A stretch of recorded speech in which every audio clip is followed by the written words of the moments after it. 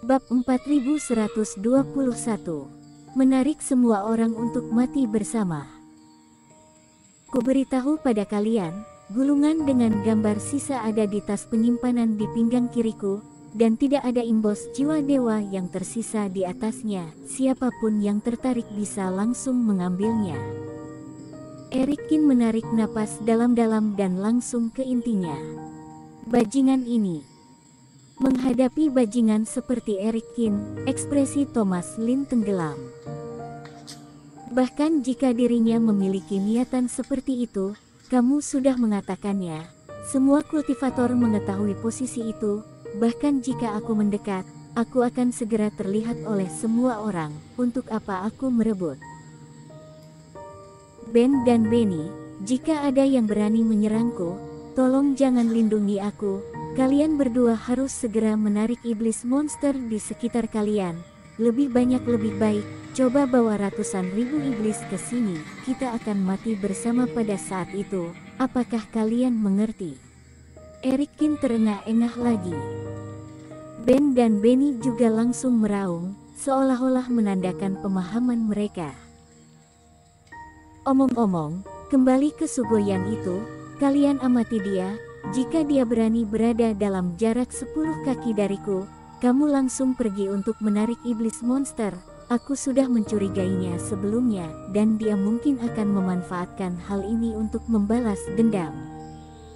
Setelah menyelesaikan kalimat terakhir, Erikin menutup mulutnya dengan lemah. Aku. Sugoyan merasa kaget, tapi juga sangat marah. Teman seiman Cheng, ucapanmu terlalu kejam. Apakah kita adalah orang yang memanfaatkan kesempatan dalam kesempitan? Norman yang berkata dengan marah. Apa yang dikatakan Erikin membuat mereka tampak seperti akan menyerangnya kapan saja. Meskipun tidak ada perasaan di antara para kultivator, tetapi setidaknya mereka berada di perahu yang sama sekarang, dan Erikin mewaspadai semua orang sebagai musuh. Selain itu kamu juga ingin menyeret semua orang untuk mati bersama di setiap kesempatan. Metode ini terlalu kejam. Bahkan jika aku memiliki pemikiran seperti itu, karena kamu telah mengatakan dengan sangat jelas, bagaimana aku bisa melakukan hal ini. Tidak ada yang salah dengan ini, sebenarnya kami juga bertanggung jawab atas cedera teman seiman. Bagaimana jika seperti ini? Aku bersedia melindungi keselamatanmu, kata Taois Huangmu sambil memutar matanya. Lupakan saja, selama ada aku di sini, siapapun yang berani bertindak akan mati. Saat ini, Rain yang selama ini diam, tiba-tiba mengangkat kepalanya. Teman seiman Rain, ada apa denganmu? Melihat ekspresi Rain kali ini, Taois Huangmu kaget. Orang ini tidak mengatakan sepatah kata pun selama lebih dari sehari. Dia menundukkan kepalanya dan tidak tahu apa yang dia lakukan, dan tidak ada yang peduli. Kenapa raut wajah Rain memucat sekarang, seolah-olah dia akan mati kelelahan. Siapa yang sebenarnya mendapatkan serangan balik? Kamu atau Erikin? Terima kasih, teman seiman Rain. Erikin juga tersenyum. Dalam situasi saat ini, tidak peduli berapa banyak janji yang dibuat oleh Norman Yang dan lainnya, itu benar-benar tidak meyakinkan seperti Rain. Mudah untuk mengatakannya, hanya saja teman seiman Cheng, aku tidak dapat melanjutkan menghitung karena ingin melindungi dirimu. Rain melirik, dan Erikin tertegun sejenak. Dia belum pernah melihat ekspresi tertekan, tersesat, dan bingung di wajah pria yang selalu percaya diri ini. Sepertinya teka-teki bintang biru benar-benar membuat Rain muak. Baiklah, aku akan mengumumkan jawabannya secara langsung, kata Erikin. Orang ini masih tidak mau mengaku kalah. Rain menghela napas panjang, seolah-olah telah melepaskan gunung di dalam hatinya. Raut wajahnya langsung membaik dan mendapatkan kembali banyak semangat. Lalu apa jawabannya? Tanya Rain dengan penasaran. Angka yang dia hitung sekarang sudah menembus angka astronomi. Ada benang panjang di dalam pikirannya, seperti seekor semut, apalagi dia masih belum menyelesaikan perhitungannya. Dirinya juga sangat ingin tahu apa jawaban dari teka-teki yang menakutkan ini. Aku akan memberitahumu ketika aku sudah pulih.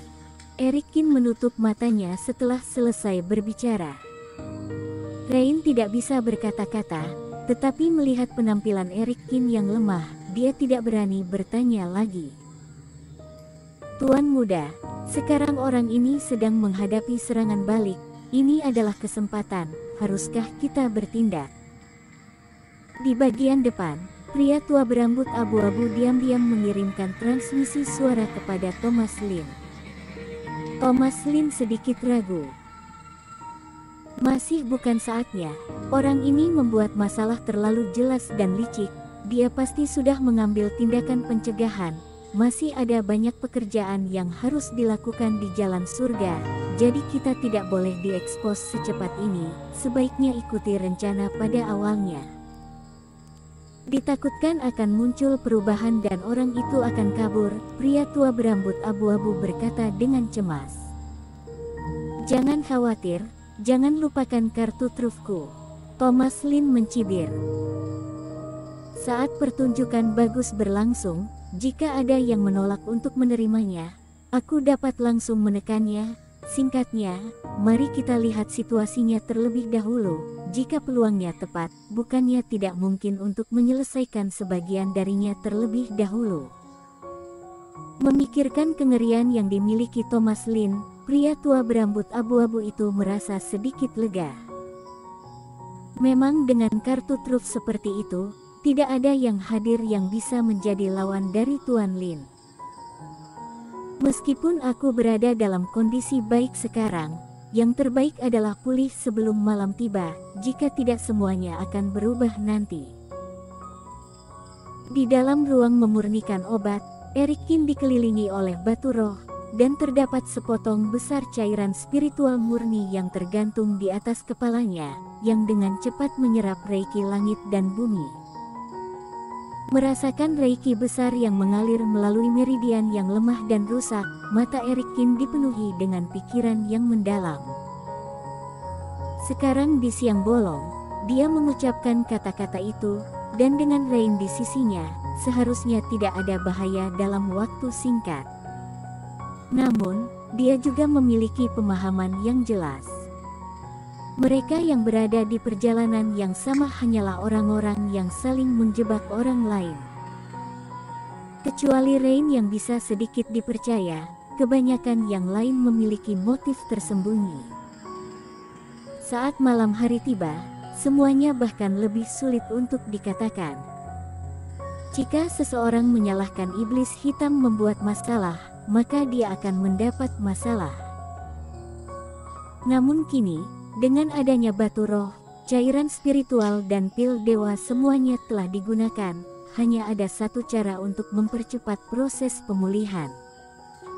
Sentuh saja segel bintang di pergelangan tanganmu. Setelah beberapa saat enggan, Eric Kin dengan tegas berkomunikasi dengan energi abadi di dalam segel.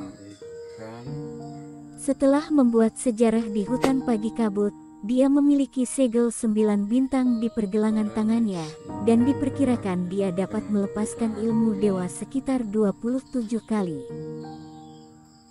Awalnya, Eric Kin menganggap segel ini sebagai kartu truf terbesar, tetapi sekarang semuanya telah berubah di jalan surga.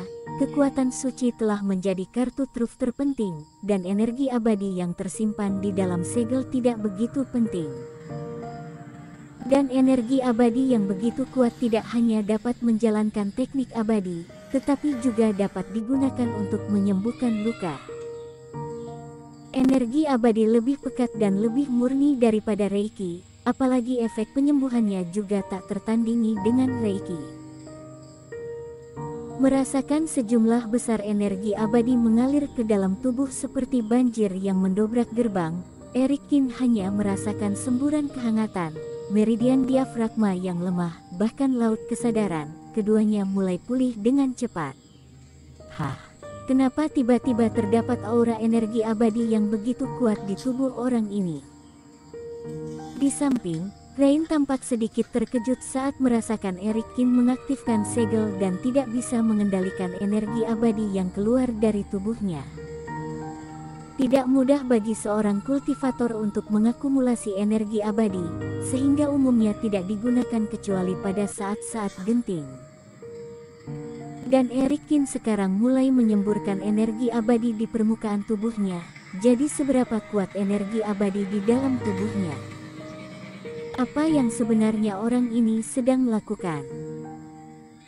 Di suatu tempat yang lebih jauh, Thomas Lin dan yang lainnya tidak dapat merasakan energi abadi di tubuh Erik Kin, tetapi segera, mereka semua dengan jelas merasakan bahwa basis kultivasi Erik Kin sedang dengan cepat mendaki dan pulih. Menjelang sore, aura Qin Cheng pada dasarnya telah kembali normal, dan dia mendapatkan kembali vitalitasnya. Tingkat pemulihan yang begitu cepat mengejutkan semua kultivator. Dia terlihat sangat lemah sebelumnya, bagaimana dia bisa pulih dengan begitu cepat? Bersambung.